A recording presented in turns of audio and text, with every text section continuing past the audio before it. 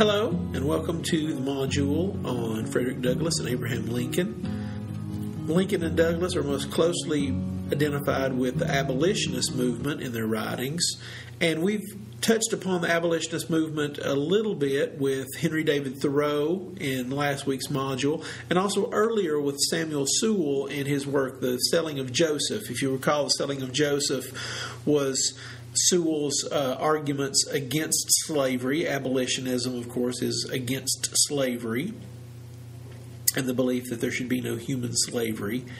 And Sewall takes on various religious arguments that are pro-slavery, and he counters them with religious arguments that are anti-slavery. And Henry David Thoreau, of course, rejects the idea of slavery, and he rejects the government's involvement in the Mexican War, which he sees as an attempt to expand slavery into the West. And I would like you to see in the module that we have for this week, there is a Time cover story from this past week called Why is the U.S. Still Fighting the Civil War, which takes on this idea of sort of some historical revisionism that's been going on for a long time, which is sort of recasting the Civil War as being about something other than slavery, whereas during the war, the North and the South both believed that the war was about slavery, and most mainstream historians today believe that the war was essentially about slavery. So please do read that article, because it also provides some good context for Lincoln's speeches too. I think especially the House Divided speech, you'll understand it a lot better if you read the Time article, which I've linked to as well. Now, to give you a little bit of background about the abolitionist movement, and some background to help you with the Douglass as well as the Lincoln, the Transcendentalists were heavily identified with the abolitionist movement. Emerson was an abolitionist. Thoreau was very much part of the abolitionist movement, even the radical side of it. He helped raise money for John Brown. He brought John Brown to Concord. John Brown, of course, was executed. He led the raid on Harper's Ferry, where he murdered U.S. troops in revenge for what happened in Kansas. The Republican Party, of course, came to power under Lincoln. Lincoln, because of the House Divided speech, when he was running against Douglass for the Senate in Illinois, which he lost that attempt to be senator from Illinois. But he was heavily identified with the abolitionist movement, and when he was elected to become president, even before he was sworn in, secession began, because the southern states saw Lincoln as so identified with the abolitionist movement that they knew what would happen, or they pretty much thought that what would happen would be radical abolitionism, whether that's what Lincoln had in mind or not. Former slaves such as Douglass, who wrote, their narratives and stories about what happened to them growing up in slavery and escaping to freedom. These were part of the abolition movement and helped popularize the abolition movement, bring it to the mainstream. And then, of course, William Lloyd Garrison, the most famous writer, publisher of that time, with the Liberator paper, which sort of spread the word about the plight of slaves across the U.S. But all those people, none of them really held a candle to Harriet Beecher Stowe and Uncle Tom's Cabin, which was this huge phenomenon. It was the Da Vinci Code of that era, only outsold by the Bible, if you will. And a lot of times I like to read or have students read a chapter or two, if only to contrast with Douglass's narrative, because Douglass's narrative is so matter of fact and it's told from the first person, whereas Uncle Tom's Cabin is, it's based on Stowe's speaking with and hearing about things, hearing from slaves, secondhand, third-hand experiences, and it's very melodramatic, it's very sentimental. But it was wildly popular, and if anything can be pointed to as being the spark to bringing sort of mainstream concern about abolitionism and sort of humanizing the slavery problem, it is Uncle Tom's Cabin, really. Supposedly, Abraham Lincoln, when he met Harriet Beecher Stowe, shook her hand and said, "So you were the little lady that started this big war." But on to Abraham Lincoln. Lincoln's speeches, of course, Lincoln stands tall as probably the greatest president in American history. But one of his great gifts was the literary gift. He was a gifted writer during a time period when political oratory was incredibly important. Political speeches were reprinted in papers nationwide. That's how politicians communicated with their constituents. And Lincoln's writing was economical. His word choices were very, very apt. His tone, he had a great tonal ear for the occasion, and that's particularly, I think, apt in the Gettysburg Address. But looking at a House Divided, like I said, you should read the Time article because that sort of prepares you for a House Divided. It gives you some of the background, like the Dred Scott decision, Bloody Kansas. It really helps you sort of see what Lincoln was responding to in that 1858 attack on Stephen Douglass and the Democrats' sort of the position.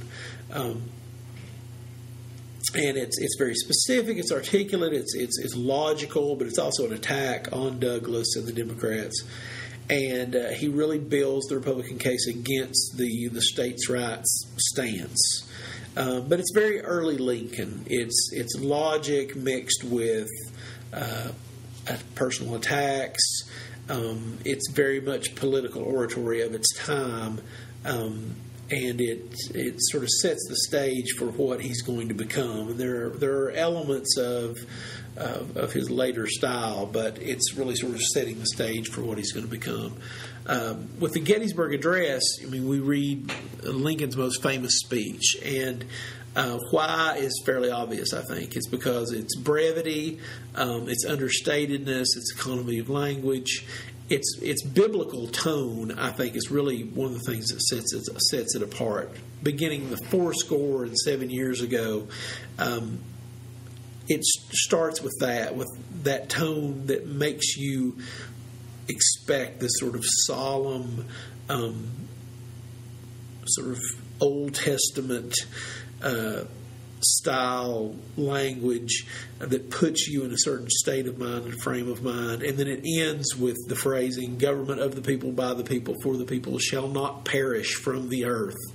And it's both inspiring and solemn, and it's absolutely, it fits the purpose, which is to dedicate this graveyard, but also to inspire the Union to keep going, even though experiencing heavy losses, even though they've seen the Confederate Army reach far into Union territory.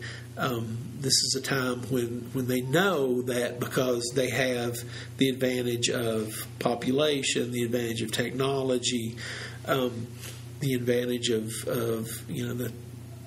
the financial advantages on their side, they know that if they can just keep on sticking it out, they can win and bring the Union back together. This is the time to stick it out. And the second inaugural address, I think it also stands out because of brevity and because of understatement and economy of language as well. An inaugural address, of course, that's when the president's taking the oath of office, and this is after Lincoln wins his for his second term, which he doesn't get to serve much of at all because he was assassinated. But it's important for its conciliatory tone because he knows at this point that the Union is going to win, that the war is almost over. He notes again that slavery was the cause of the war, but he is striking a tone letting everyone know, and this is something that he knows is going to be read across the North. It's also going to be read in the South. He's striking the tone that this is not going to be about revenge. We're not going to go and have revenge upon the South with malice toward none, with charity for all, he says. And one might imagine that Reconstruction would have been a lot different had Lincoln survived the war. Frederick Douglass, of course, was a former slave who becomes a popular abolitionist speaker after writing his first narrative of the life in 1845. He meets William Lloyd Garrison. He goes on sort of the lecture circuit and gets his narrative published. He flees the U.S. after John Brown's raid because he's looked upon as a security risk. It's possible that he was involved. He wasn't involved. And he returns to the U.S. to support the use of black troops. He helps recruit black troops. Those of you who've seen the movie Glory know sort of the story behind that. He argues for their better treatment and use in battle. He writes 3 different versions of his autobiography, and each includes more information about how he escaped. The first version, the one that you guys are reading, doesn't include specific information about his successful escape attempts. Now, it includes information about an unsuccessful one, but it doesn't include the information about the successful one because he doesn't want to let that information out. He actually critiques people and criticizes people who write too much about their successful escapes because he doesn't want people in the South to read stories of successful escapes and then shut off those means of escape. Makes sense, right? Narrative, of course, is introduced by William Lloyd Garrison, publisher of The Liberator. The things that I want you to keep in mind as you read, and the things I'd like you to post about on your discussion board, are these themes.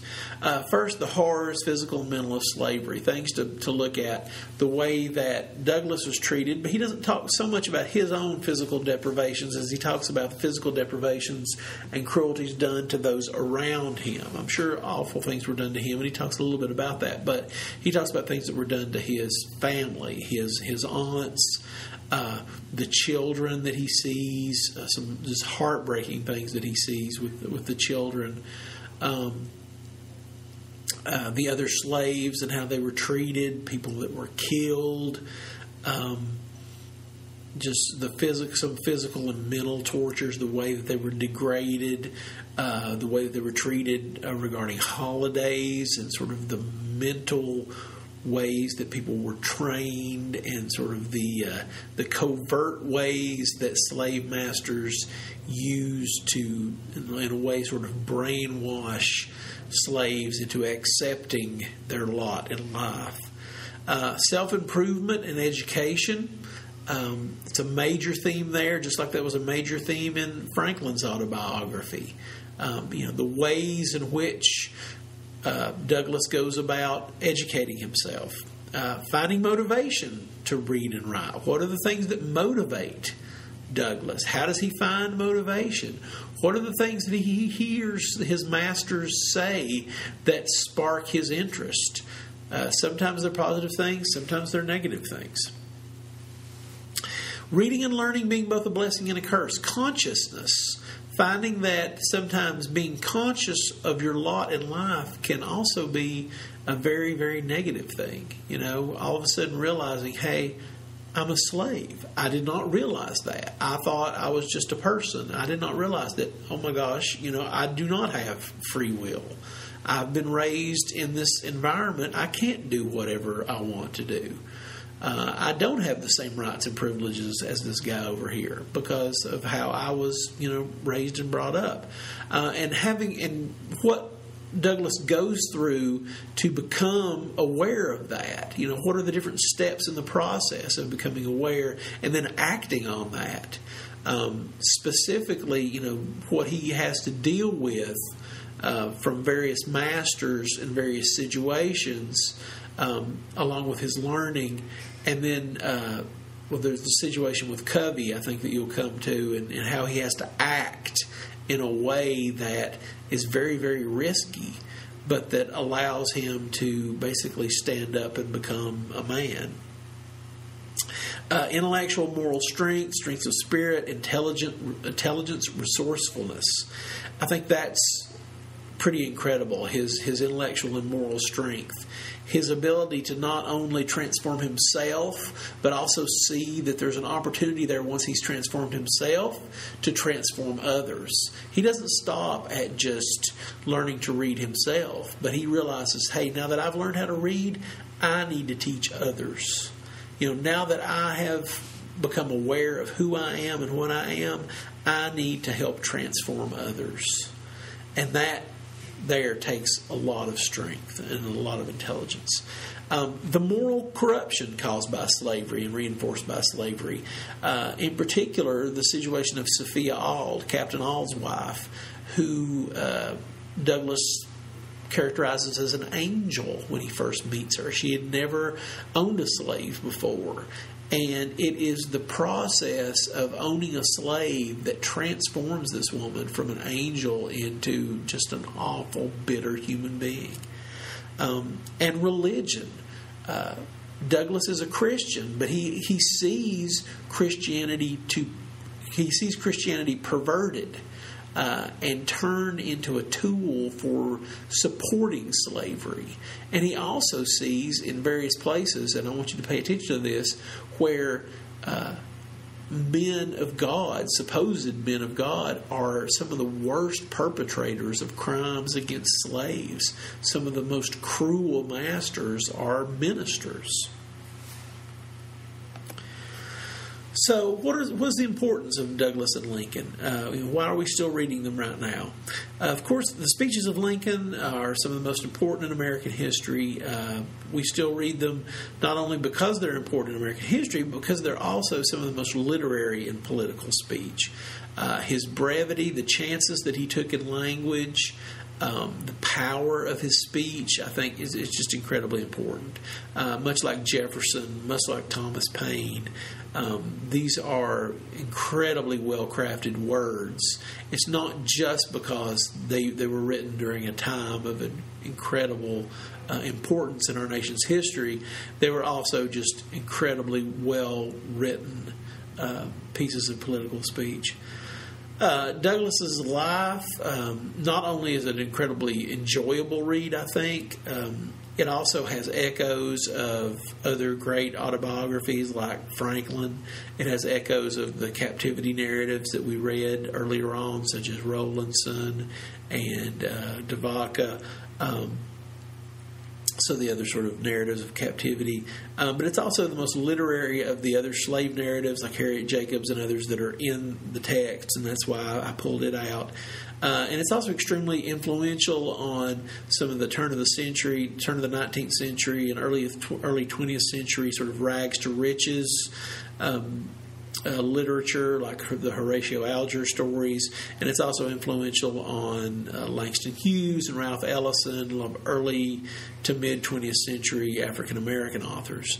The other thing is I wanted to kind of come full circle a little bit. We started with political writing in a way, with John Winthrop's Model of Christian Charity, Bradford's Mayflower Compact, and and some narratives of captivity like Devaka and Rowlandson.